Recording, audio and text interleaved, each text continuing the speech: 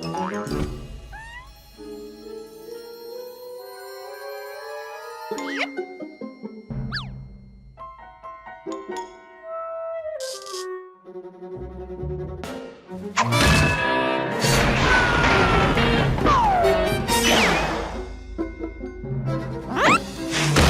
you going, cat? You broke it, you fix it. Oh, you want some too, eh? Why, I gotta spend... Oh!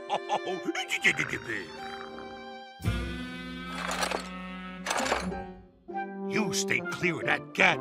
He's no good.